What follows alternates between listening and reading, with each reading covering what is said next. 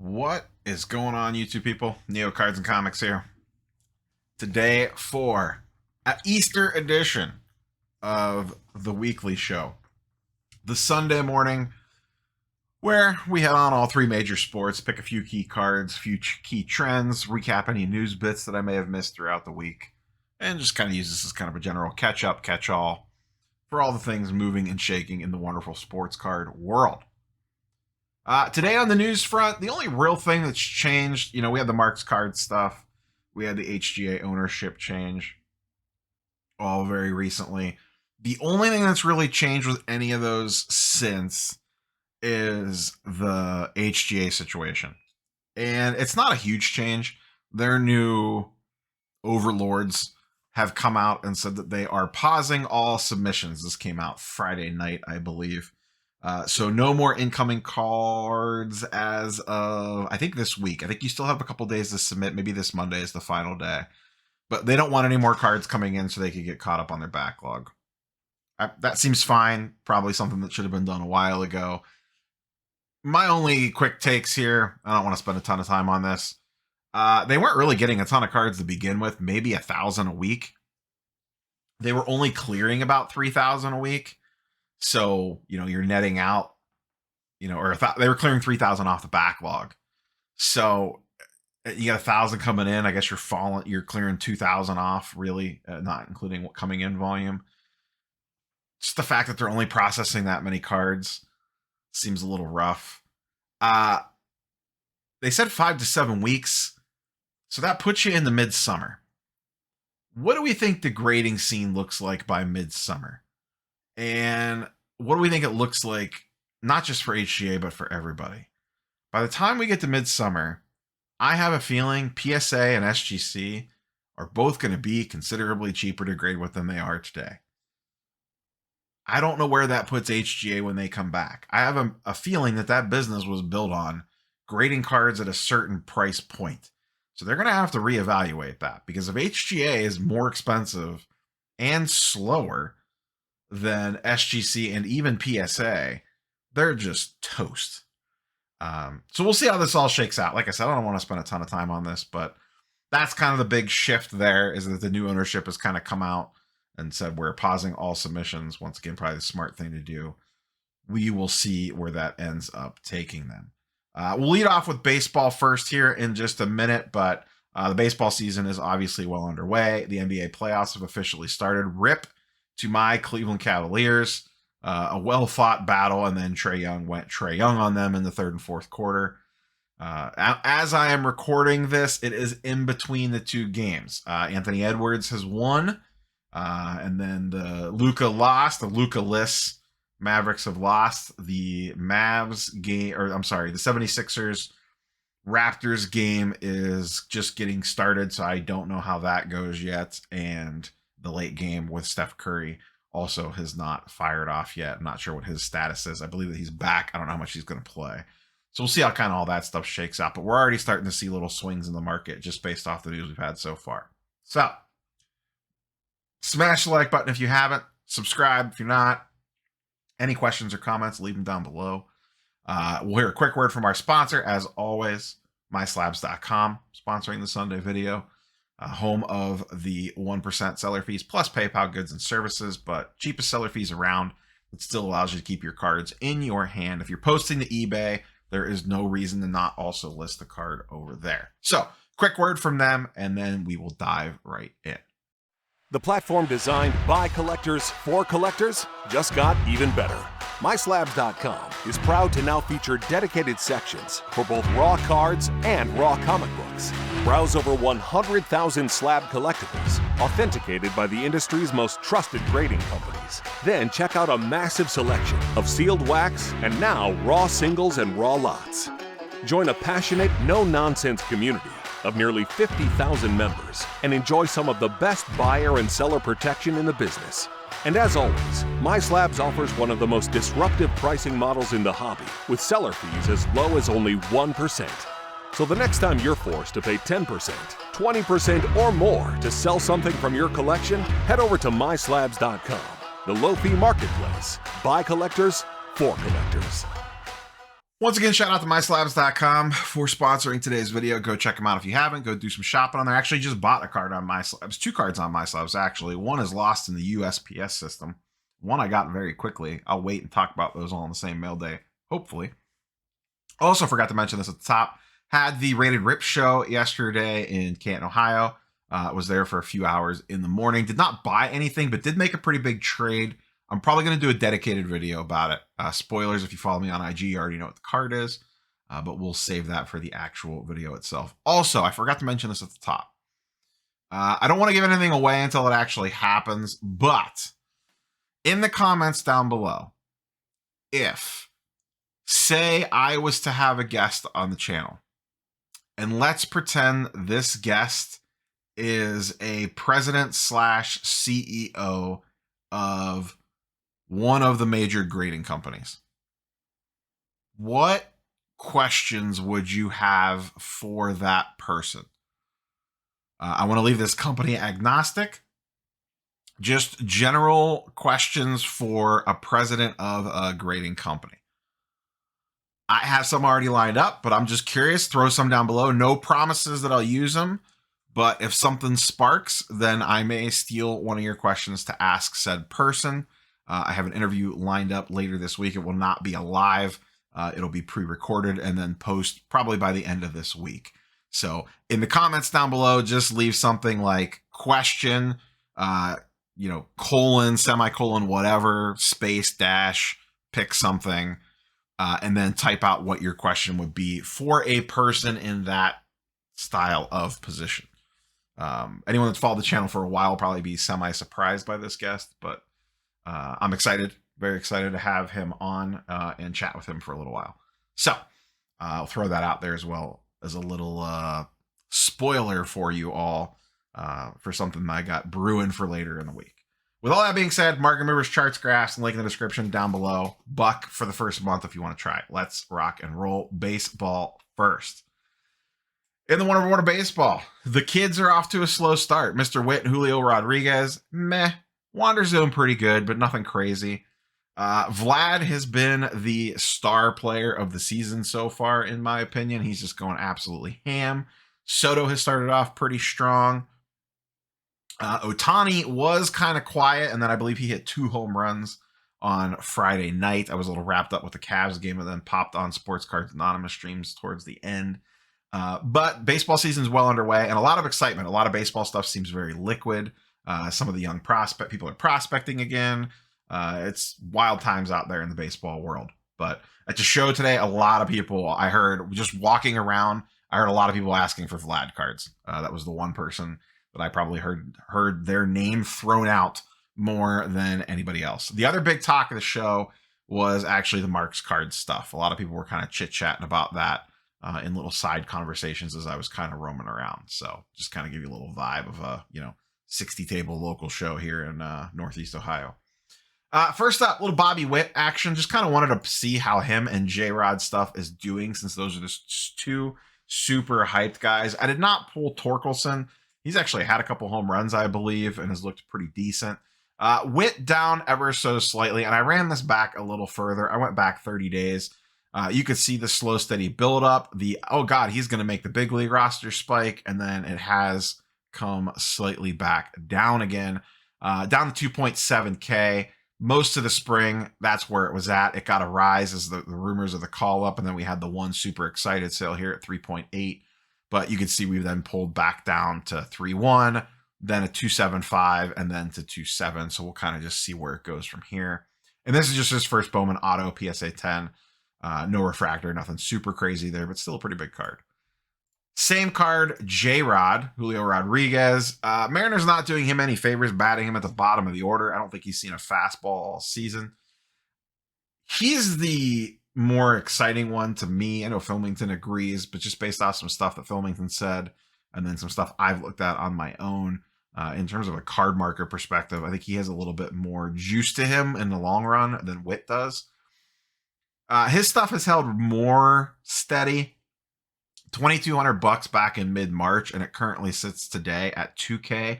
So it is down slightly, and there were some sales here, 2.5 and 2.8 right around call-up time. that you could have potentially profited off of that, but it is back down to 2K again. And he has struggled once again. I don't know that the Mariners have done him a lot of favors, but you can see since mid-March, it's down 10%. It gets a little weird depending on selective endpoints here. That's why I like to kind of, in this case, I wanted to go back more towards mid-March and kind of see the visual representation of what it's been doing as we've kind of went up and down the waves of the not going to get called up. All of a sudden they're on the team and then they're struggling a little bit. So that's what the two kids are up to. Vlad, as we discussed at the top, is probably the hottest name in the league to start the season, and his stuff is really moving. This is his first Bowman Chrome Prospect auto in a PSA 10. Once again, I really wish Vlad had a better signature. I love him as a player. He's probably my favorite baseball player right now, other than Soto. But his signature just sucks. No offense, Vladdy. Same thing. I went back 60 days on this one. So back in early March, this was going for 3.9. And this is only pop 76 on these. So it's not like there's a ton of these in a PSA 10. There's a lot of BGS 9.5s. Then it goes up to 4.7, another one at 4.5, and then the most recent at 5.6. And that was on the 14th, just the other day. That was on the 3 home run night, I believe. So a nice 42% increase on his first Bowman over the early months of the spring here into the start of the Major League Baseball season. If we flip over here and look at some of his Topps Chrome stuff, same thing, went back to mid-March here. Now, a couple of these just have not had sales yet. Like you see his regular Chrome Refractor.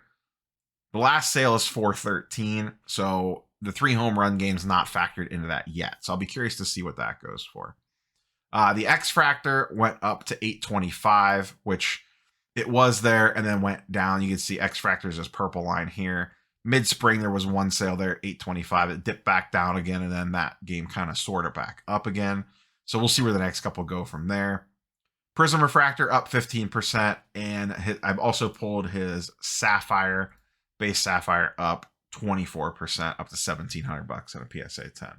But Vlad stuff, very, very liquid right now. Once again, probably the hottest name in the baseball world when it comes to liquidity and price spikes. People are gobbling his stuff up, justifiably so. Let's move over to basketball really quick. Once again, I'm going to use these selectively, not still 100% sure how I want to deploy them. This is the Sports Card Investor Market Pulse thing that they have rolled out, which groups a bunch of cards together from different eras. Very handy tool. Still, once again, trying to get a feel for how I want to use this thing. What I have done here is these are the 2 main basketball indexes, 2018 to 2020 and 2010 to 2017. So essentially modern and ultra modern. The blue line is ultra modern. The pink line is modern. I ran these back 30 days just to kind of see, was there a run up to before the playoffs start, or was there a decrease? And as you can see, the older stuff did get a little run up, and then it's kind of pulled back a little bit. The more modern stuff dipped a little bit harder and then leveled out. Now, a lot of this could be that maybe more of the players in the ultra modern aren't key players starting on playoff teams, thus causing decreases in the overall market landscape. A big one that is dragging down 2018, I can tell you right now, is Luka.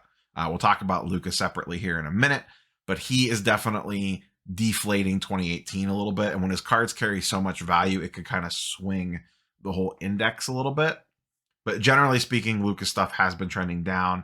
That injury right before the playoffs started did him no favors, because there's a decent chance he doesn't even play in that series, or by the time he comes back, they might be down 3-0. I did see that they kind of hung around in that game for a while, but then ultimately the Jazz pulled away and won it. So we'll see how that series ends up going. But that's kind of what the general markets look like here as we move into the beginning of the playoffs.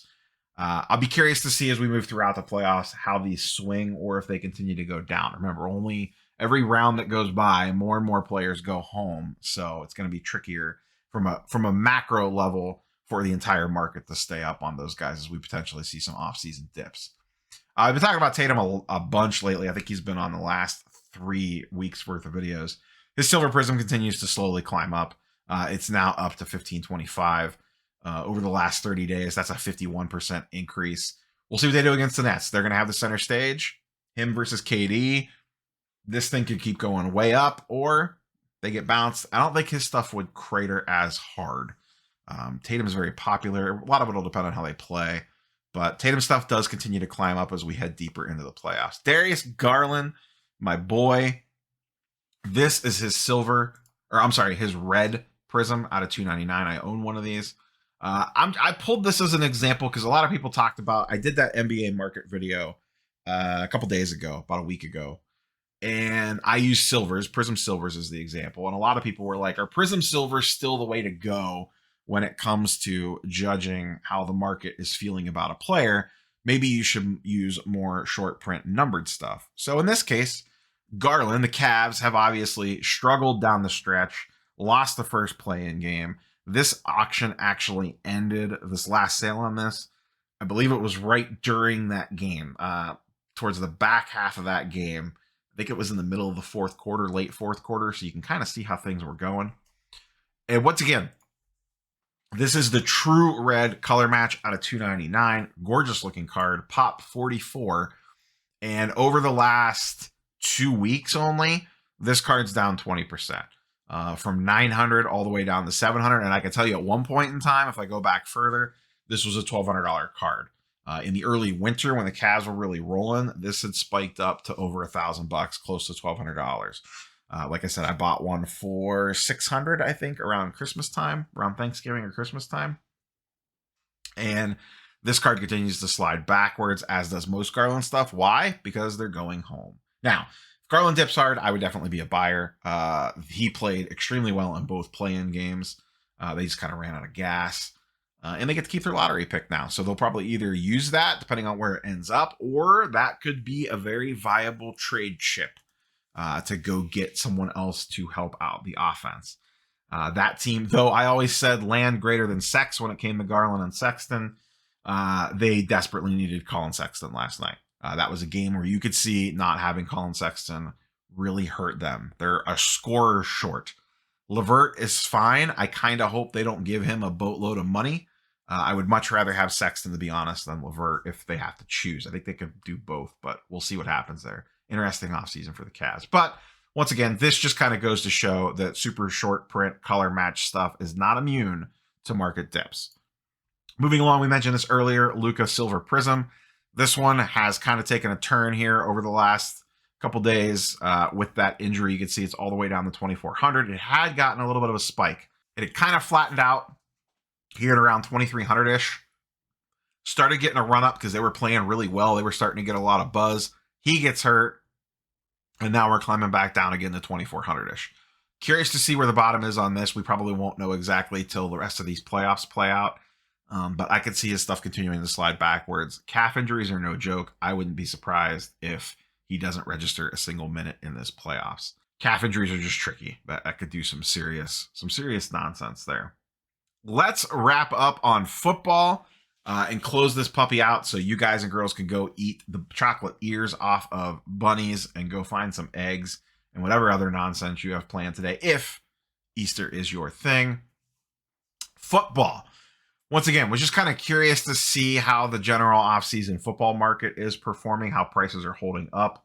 Once again, using Market Pulse here, I've split this into, once again, the two different eras. We have ultra modern football versus modern football. Going back 60 days, so this takes us about a week past the Super Bowl. And as you can see, ultra modern has actually held up pretty okay. It's down slightly as an overall index. Modern, on the other hand, has gotten hit a little bit harder. Now, this is another one that's tricky. We talked about this earlier. This is something, when you look at these index tools like this, you need to kind of put it in perspective a little bit. Modern has Patrick Mahomes in it. Patrick Mahomes' prices have taken a beating even with all the shill bidding. They've still come down quite a bit. You can see there the Prism Silver PSA 10 is being shown at $6,400. I don't know that I believe that price. I'd have to go in and look and do my due diligence on that one.